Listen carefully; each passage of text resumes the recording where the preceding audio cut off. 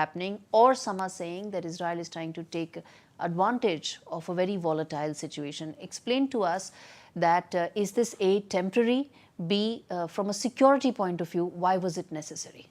Well, as you know, Israel was attacked on the 7th of October, and that decision to attack Israel, I think, was a decision that not only caused huge damage to Israel, and we had to defend ourselves, but it also had it had an effect in the region, because from the moment that Hezbollah decided to involve itself in the conflict and attacking Israel from the north, it was just a matter of time until Israel would have to take the necessary steps to defend ourselves. So I think that Iran and Hezbollah made a huge miscalculation. They didn't understand what are going to be the consequences of their attack against Israel. Hezbollah has been hit very hard. Nasrallah, as you remember, was taken out, with many thousands of Hezbollah terrorists. Iran attacked Israel directly, and as you know, Israel defended itself and attacked Iran back. So when you look at the picture, you see that these tentacles of the Iranian regime have been cut. But in that, the Hamas, reason, Hezbollah, and now forces in the region that have been following that and seeing the debilitation of the Iran axis took advantage of it. And that's how you see the change in Syria. Israel is not involved in the Syrian conflict. We are not intending to involve ourselves in Syrian politics. And that's a matter that the Syrian people will have to sort out itself.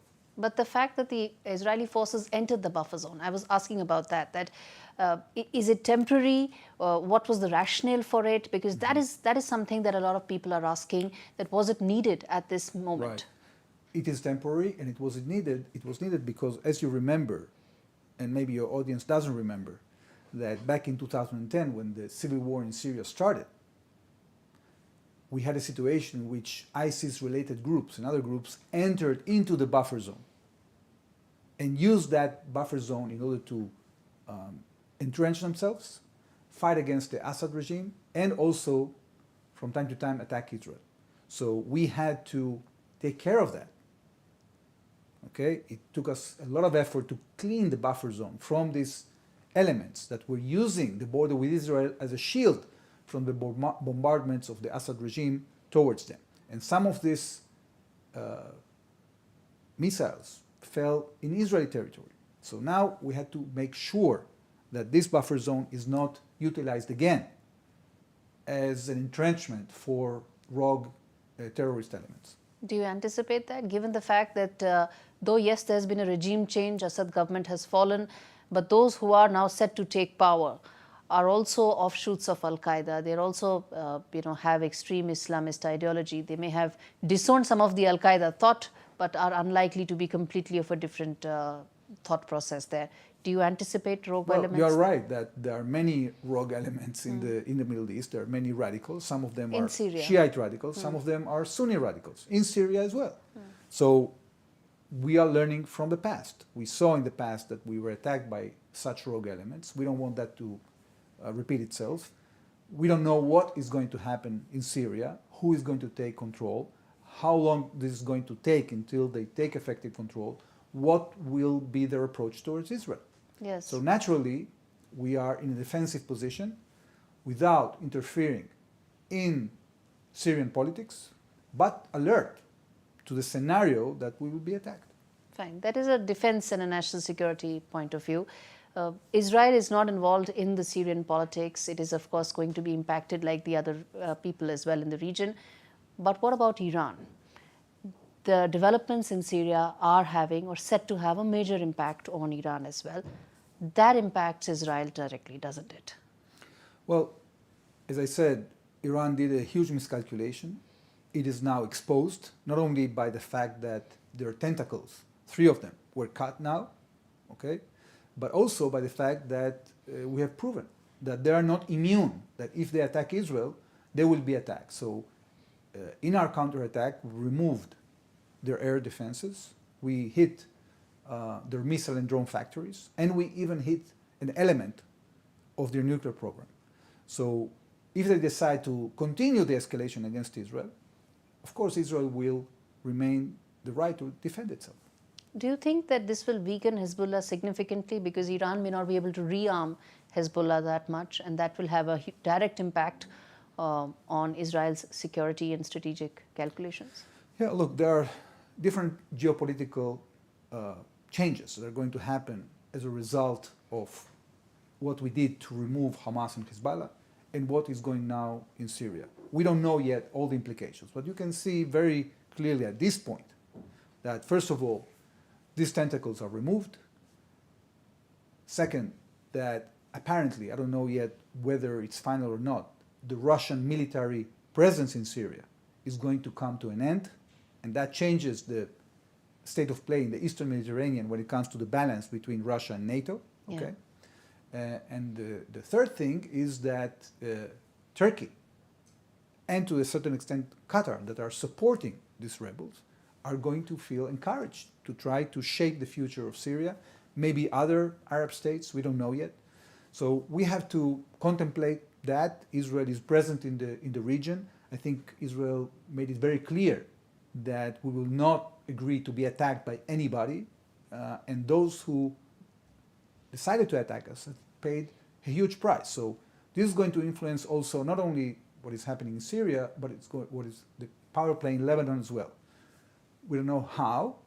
At this point, as you know, we are positioned on the other side, on the Lebanese side, on the border. We are trying to implement the ceasefire that we have with the government of Lebanon. We are not going to allow Hezbollah to go back to the border with Israel.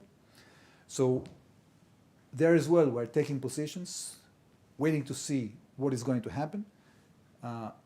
But I think that by now, it is very clear to different players in the region, including these terrorist organizations, that Israel is very resolute to defend itself. And I hope that they don't decide to attack.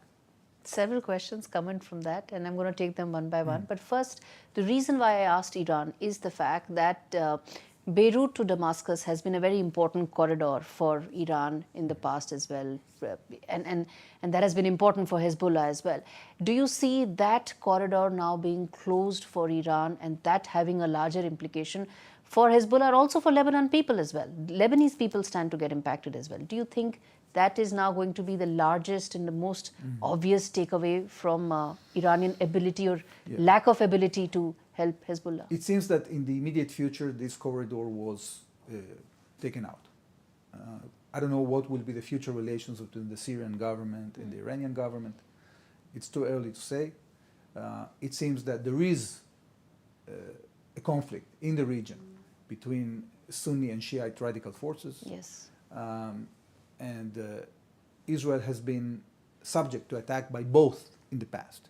So it's not that, we wish that we would see a situation in Syria that we have peace. Our Prime Minister has gone out with a very clear statement that we are sending a message of peace both to the Kurds, to the Druze, to the Christians and the Muslims in Syria, and we wish to have peaceful relations with Syria. Yes. The question is, what will be the approach of the new government as when it shapes up?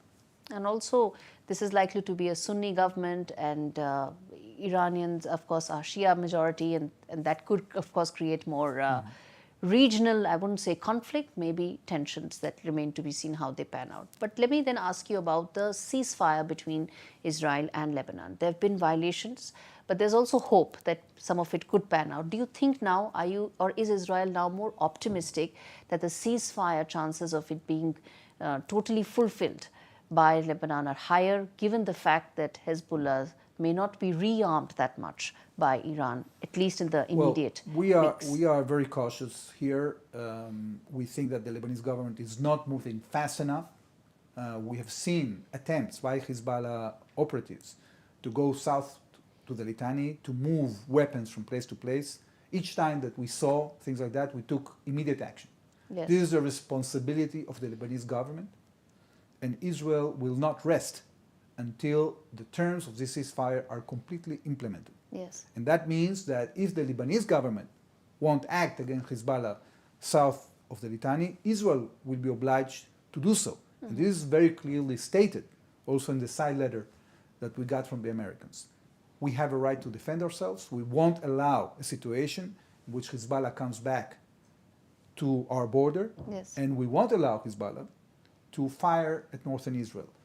If you remember, the aim that the cabinet has clearly defined is that we must allow our citizens, the citizens that were uprooted from the border area villages, about 60,000 of them, to return safely to their homes. If they feel that this ceasefire is not perpetuated, they won't go back. So Yes. we need to stabilize the region. It's either done by the Lebanese government or it will have to be done by Israel.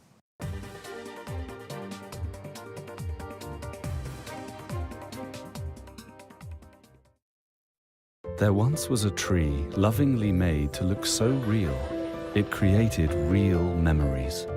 balsamhill.co.uk.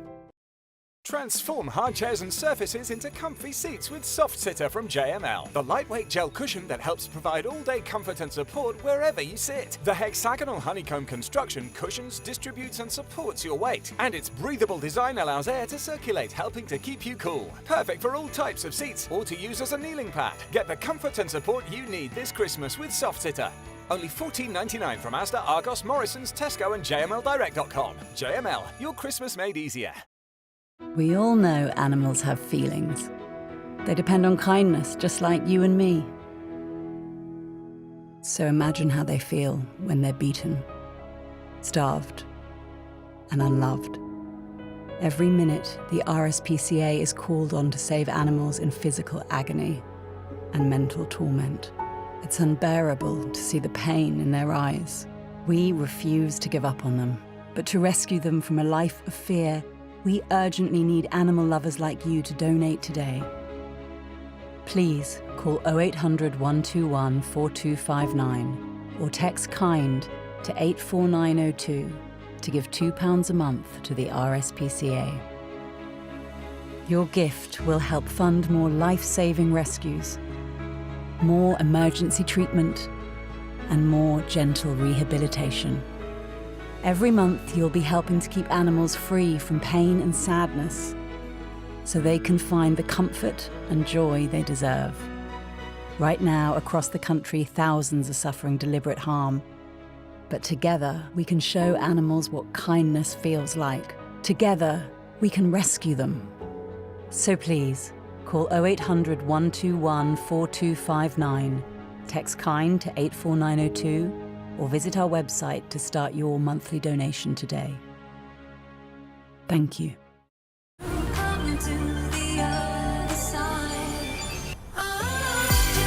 Join me and the Style Squad. Shop now exclusively at Freeman's. Hello? Hello? I need help. Hello? I desperately need a place to stay. Every 10 minutes, we get a call like this from another homeless young person. This Christmas, we're expecting more frightened young people to call the Centrepoint helpline than ever before. We must answer their calls. Please, call 0808 281 8005 today or search Centrepoint 5 online to start your gift of just £5 a month. In the months ahead, you'll know your gift is helping more homeless young people get the safety and support they urgently need. Thank you.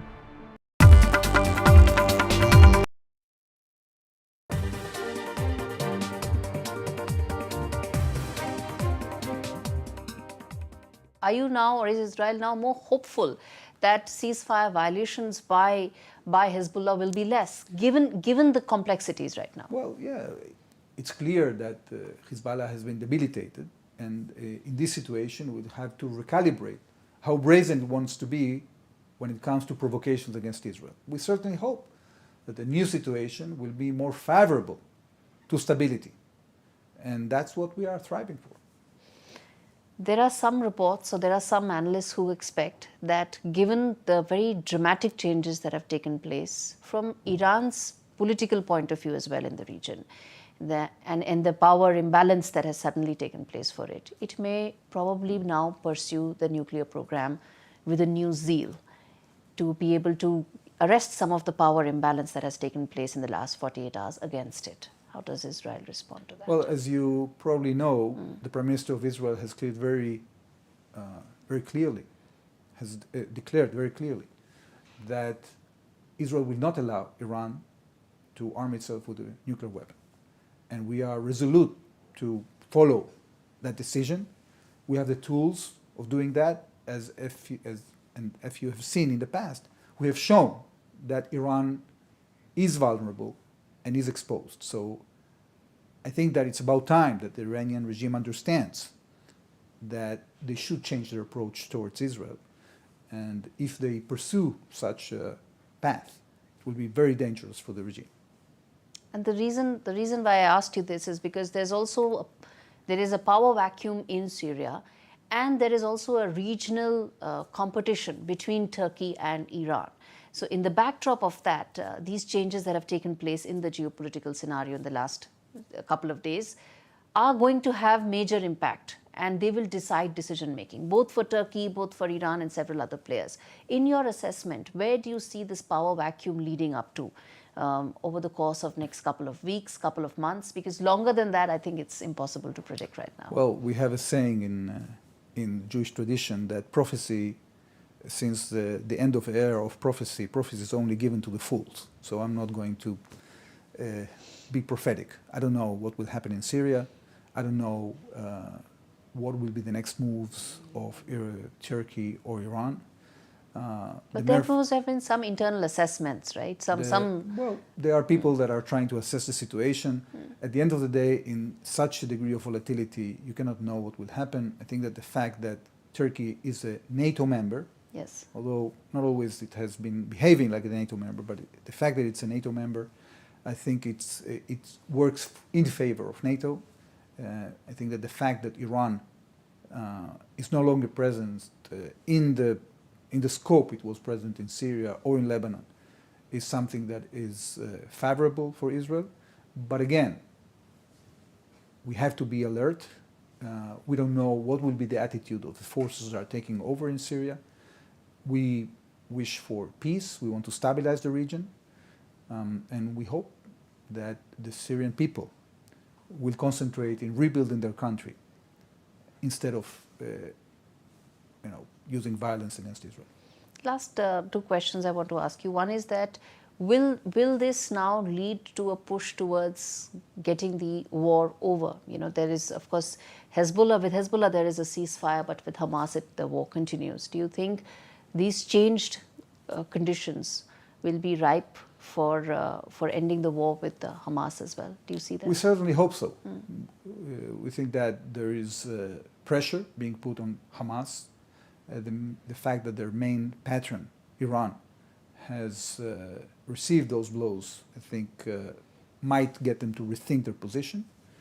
We are not going to compromise on getting back all our hostages, and we are not going to allow Hamas to rearm and regroup in the Gaza Strip. So it's a tough situation, because what Hamas wants from us is to use the hostages card in order to create a situation in which they can gain back control over the entire Gaza Strip, rearm, regroup, and attack Israel. We won't allow that. So we have to be patient. We have to work with our allies and friends. We have to continue putting pressure on Hamas until they are no longer the leading force in the Gaza Strip and until they completely release all our hostages. In 14 months of the war, this is probably the time when Iran and some of its proxy network is at its weakest. So one would say this is probably the best time to evaluate the prospects of ending that war. Is that a conversation that's happening internally right now in Israel? Well, what we have seen in the last few days is that the Prime Minister has met with the families of the hostages yesterday and actually has said that the time is ripe for a hostage deal. So we certainly hope to see developments in the future. I don't know what will happen with the continuation of hostilities, with the sporadic efforts of the Hamas terrorist organization to continue their attack against our forces. This is an ongoing effort. I don't know when this will end, but it seems that the conditions have improved when it comes to the prospects of having a hostage deal sooner than later. Final question, sir. It's 6 weeks before President-elect Donald Trump comes into power, and he's been very vocal about the fact that he wants to end this war. He's hopeful that it'll end on day one.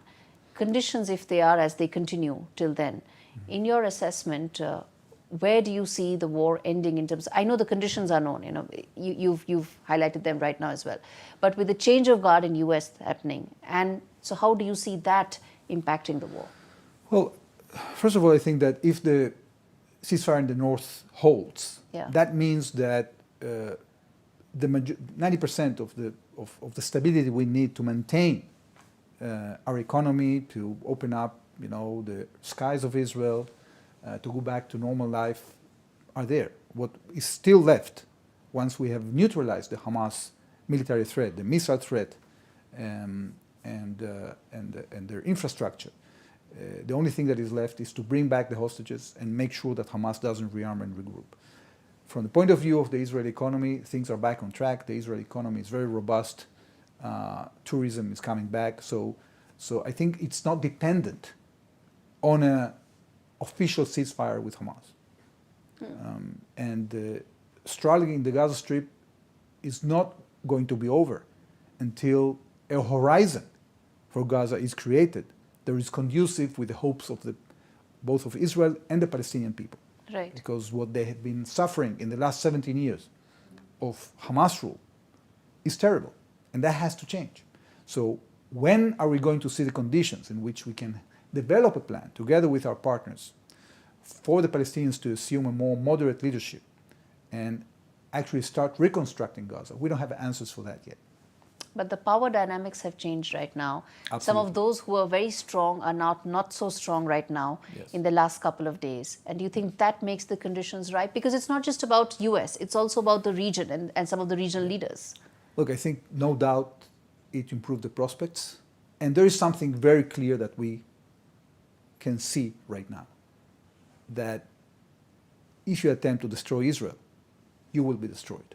And this is a very important message that is sent by the developments that we see in the region. All right, sir. Thank you so much for taking out the time and speaking to NDTV. Thank you. Thank you. Thank you very much.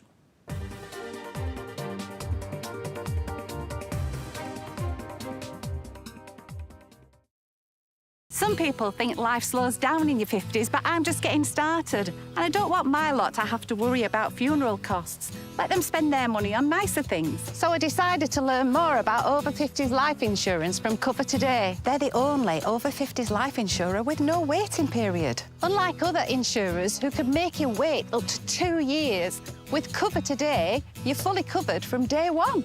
And you're covered for the whole of your life. Unlike other things in life, the price never goes up. Go online or talk to their friendly UK team in just one phone call. Cover Today are the only over 50s life insurer with no waiting period. And no annoying trips to the doctors either. Plus, you get your choice of a £125 gift card. Now I'm with Cover Today, I can get on with something much more interesting. To find out more about Cover Today, call our friendly UK team on 0800 470 4474 or visit covertoday.co.uk. Christmas can be challenging at the best of times. Okay, Mum. But for families who have lost or are losing a loved one, it can be overwhelming. They're here, they're here. Oh, Annie. Hello. So pleased to see you. So amid the anger, could you give £23 to fund an hour of care? In between the stress... It's not too late. No, you're not too late. Could you fund an hour of comfort? And amongst the grief... You're not alone. Could you fund an hour of joy? Okay, Mum. You all right? This isn't the kind of Christmas anyone ever wanted.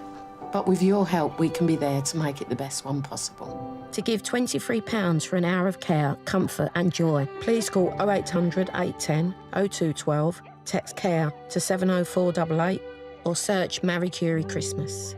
Thank you. As a dad, I know life's unpredictable. It's all fun and games until it's not. You okay? I want my kids to always be looked after. That's why I'm not putting things off anymore and protecting the life we've built by calling Smart Insurance. Hi, how can I help? Hi, I'd like a quick quote, please. OK, you can choose a benefit amount up to £750,000 depending on your age. Brilliant. If you're a UK resident aged 18 to 64, you can apply with just a few health and lifestyle questions. For £250,000 of cover, the price starts at just £14.77 a month. That's less than I thought. And could help my wife pay off the mortgage. With our Smart Family Guarantee and 99% of claims having been paid, you'll have peace of mind. That's good to know. You'll also receive a 100% advance in the event of terminal illness and 10% cashback on your first year's premiums. That's the Smart Cashback. Plus, you get your choice of a £125 gift card. Protect the life you've built the smart way. To get a free quote today, call our specialist UK team on 0800 977 6797 or visit smartinsurance.co.uk. Dreams come true, come to the other side.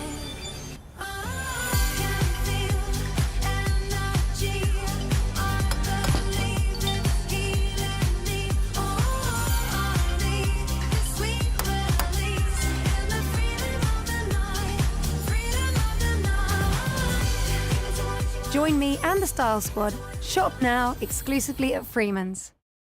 I urgently need to ask for your help on behalf of animals at risk right now.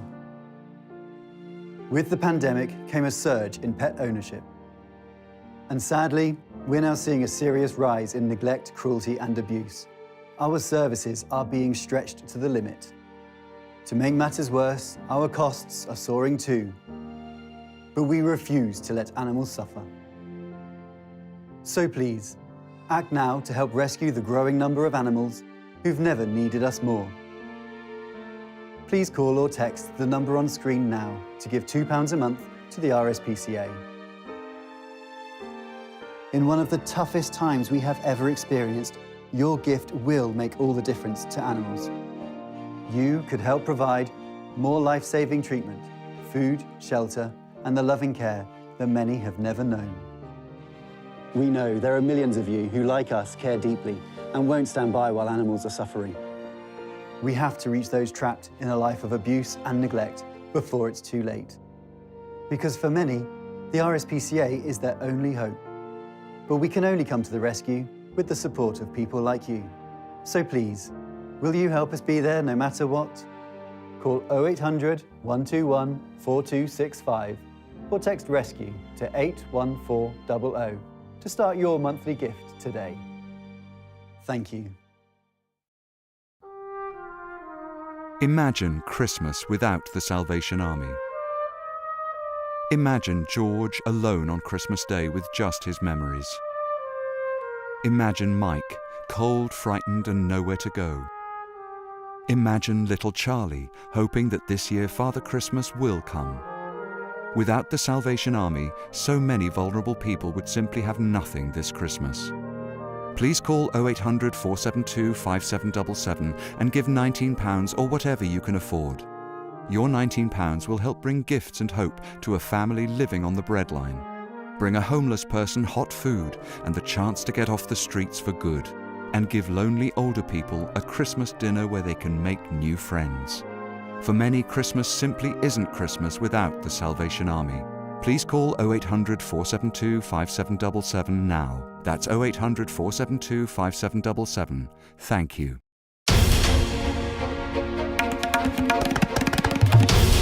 This is NDTV. And you're watching NDTV 24/7.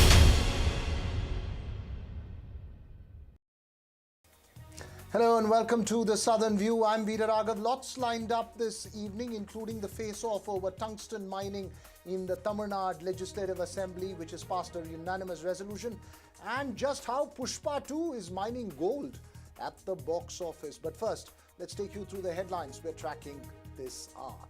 The Soros showdown continues